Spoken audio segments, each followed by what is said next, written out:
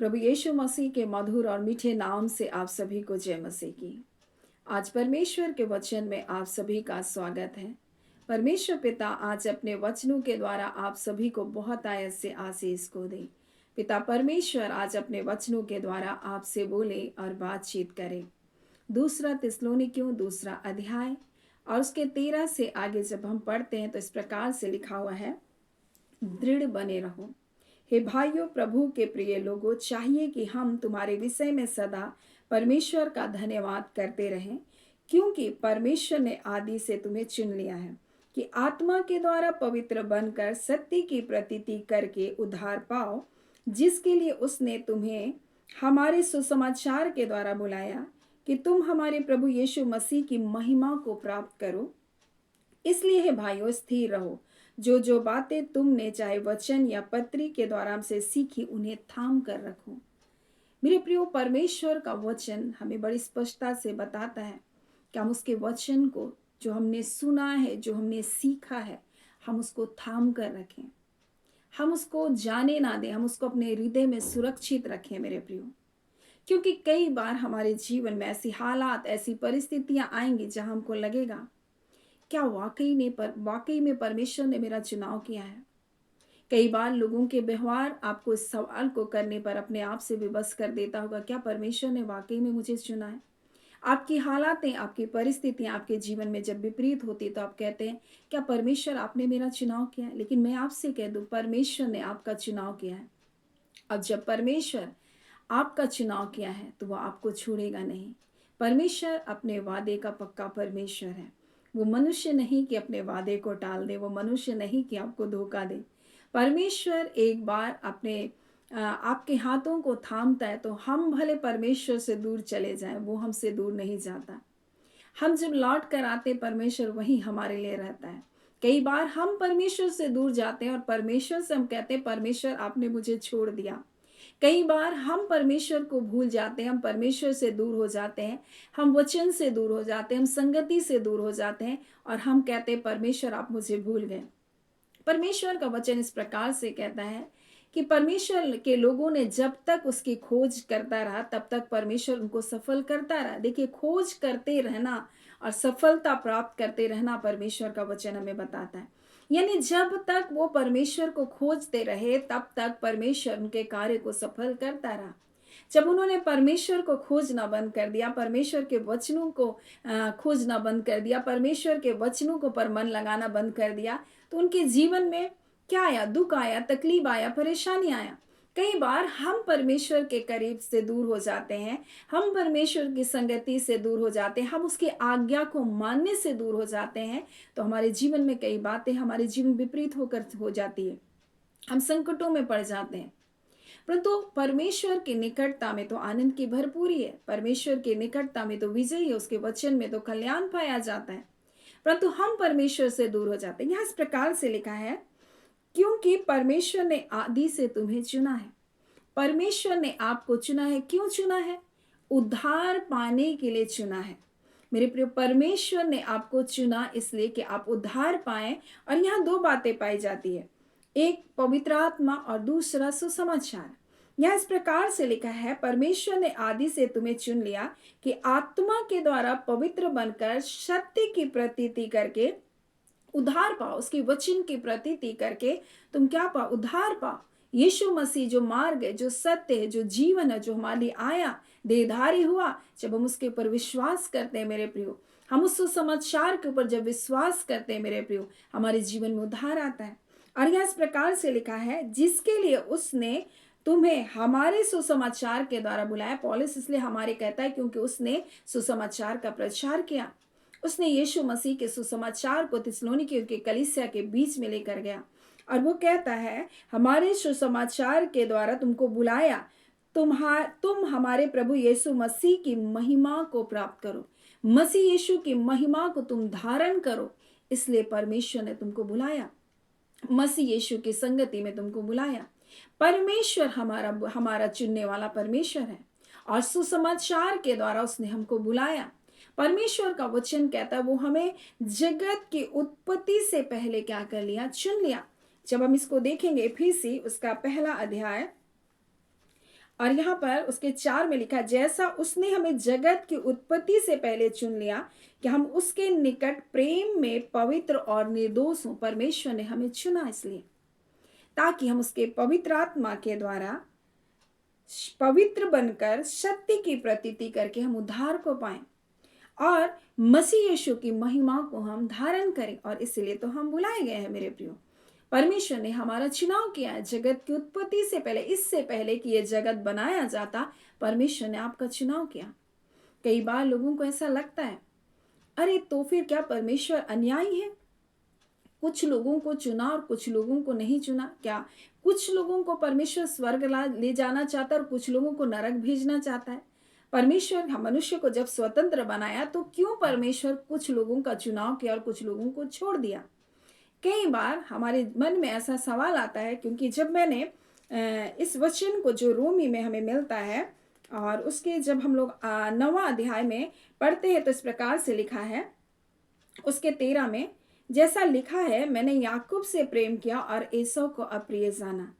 मेरे प्रिय, परमेश्वर का वचन कहता है 11 में, और यहाँ लिखा है, अभी तक ना तो बालक जन्मे थे ना उन्होंने कुछ भला या बुरा किया था, इसलिए कि परमेश्वर के मनसा जो उसके चुन लेने के कारण है, कर्मों के कारण नहीं परंतु बुलाने के कारण बनी है।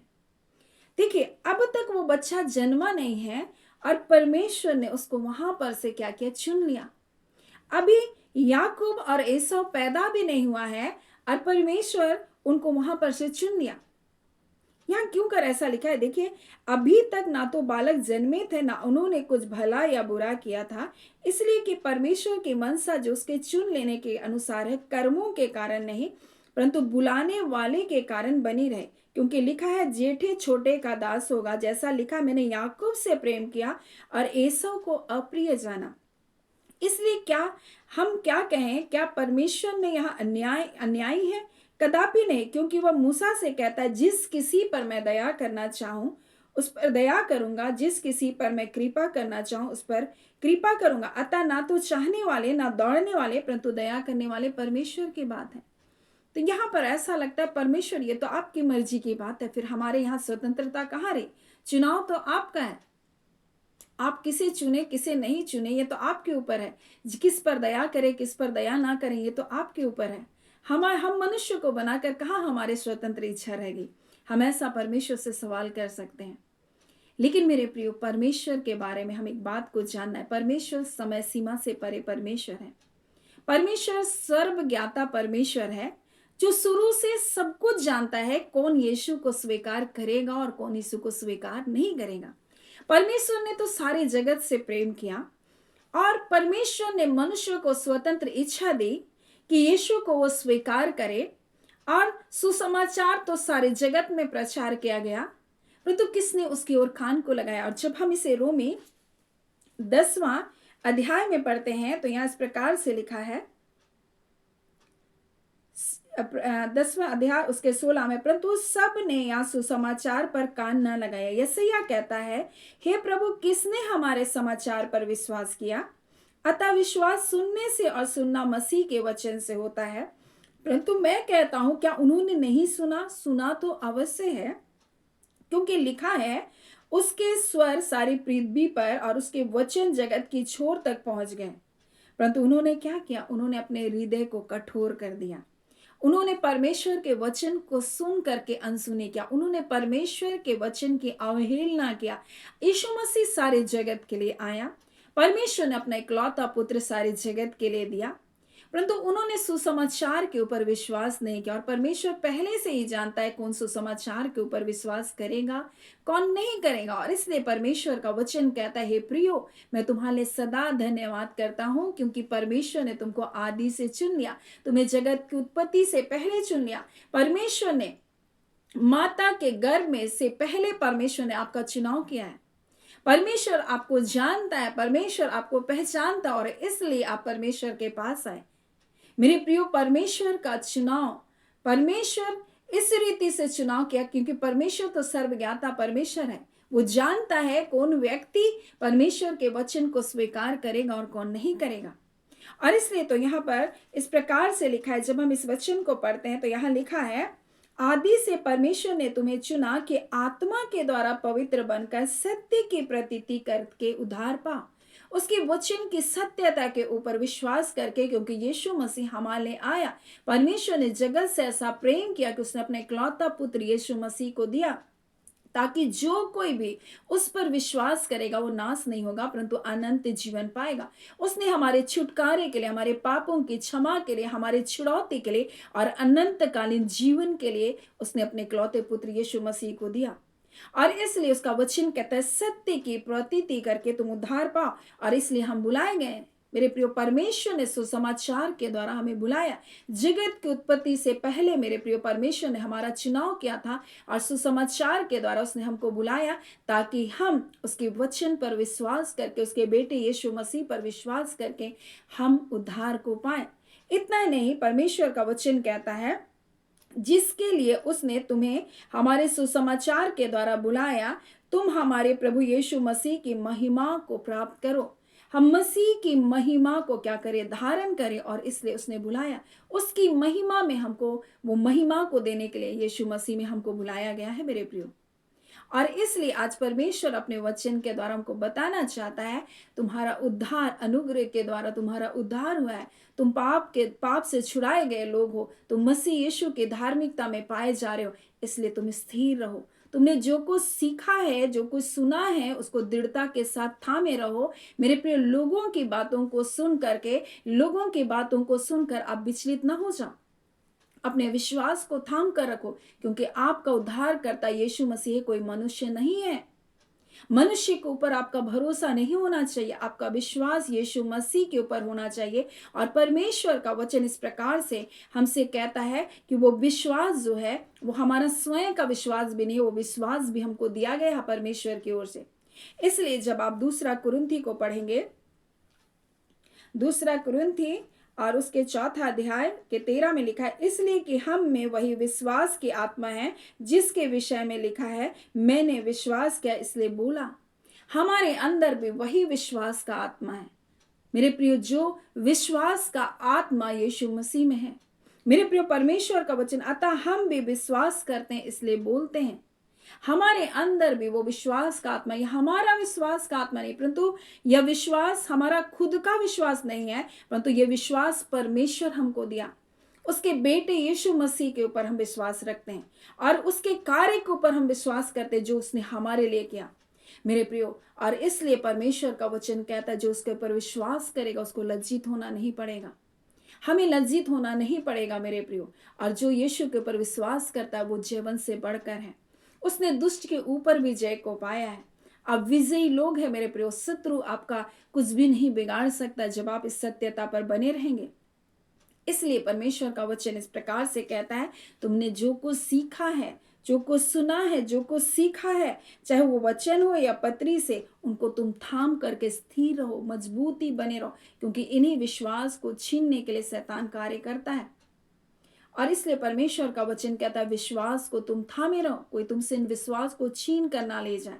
मेरे प्रियो, कई बार कई चीजें, कई बातें, कई घटनाएं आपके चारों ओर होगी। लोगों के व्यवहार, परिस्थितियां, ऐसी चीजें आपके चारों ओर होगी जहां आपको लगेगा, क्या परमेश्वर ने वाकई में मेरा चुनाव किया है? परमेश्वर ने क्या वाकई में मुझे चुना? लेकिन परमेश्वर का वचन कहता है, तुमने मुझे नहीं चुना, परंतु मैंने तुम्हें चुना, आदि से चुना है, जगत की उत्पत्ति से पहले मैंने तुम्हें चुना है। और वो परमेश्वर का वचन कहता है, जब याकूब और ये सब भला और बुरा भी नहीं जानते थे, परमेश्वर ने उनका चुनाव किया। और यहाँ इस प्रकार से लिखा, अभी तक ना बालक जन्मे थे, ना उन्होंने कुछ भला या बुरा किया था, इसलिए कि परमेश्वर की मनसा उनके चुन लिए जाने के कारण है। परमेश्वर ने आपका चुनाव किया है आपके जन्मने से पहले, क्योंकि परमेश्वर आपके शुरू से लेकर आपके अंत तक परमेश्वर ही जानता है, कोई और नहीं जानता है।